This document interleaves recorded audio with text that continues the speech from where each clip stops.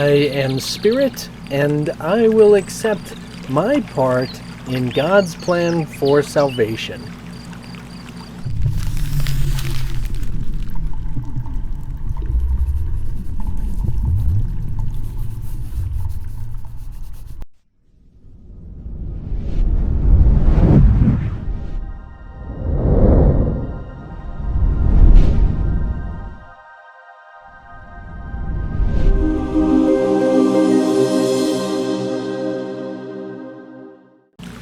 I love getting into these topics because in the sense of recognizing and getting actually to the edge of, say, reality, excuse me, but in the sense of recognizing what is, say, Spirit of the Son of God.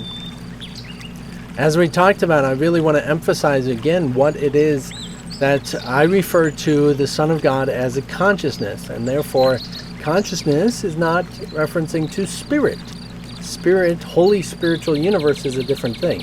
So this is actually in the attempts of recognizing, instead of saying I am a body, recognize I'm saying I am a spirit, and that you never have been a body.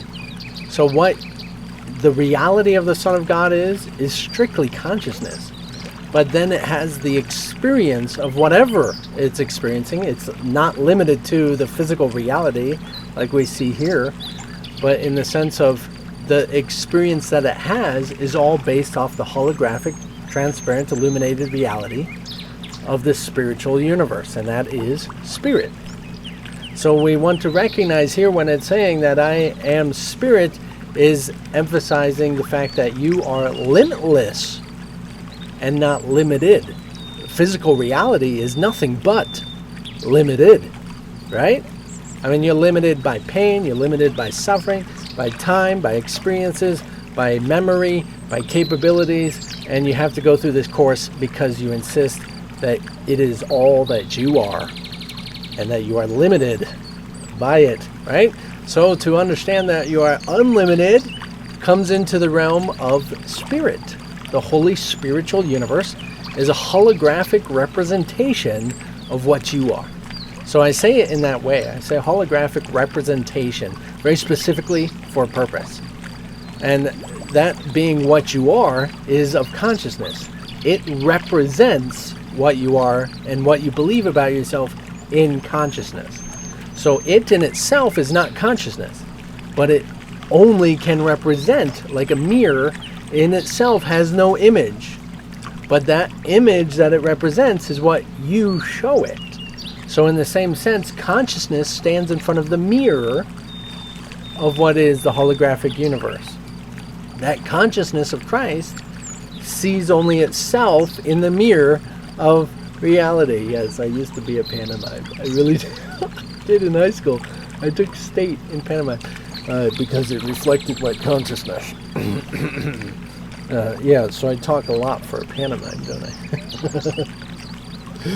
But in that sense, just recognizing that you're always looking into the looking glass, the mirror of what is the holy spiritual universe. You see yourself, and you're always in communication with that, say, in the relationship with you and the Father.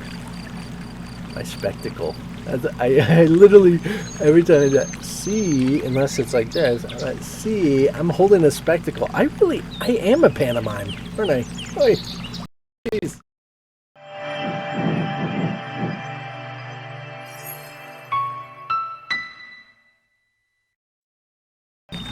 So really to point out, of course, to accept your part in the plan of salvation, really specifically as what you're concerned about in your life, has to do with just accepting who you are and what you are in your life, accepting your life, accepting who you are, and really embracing that, because that is the first step to really recognizing the totality of what is it that is your plan of salvation. A lot of people think it has to do with something that is more than what you are.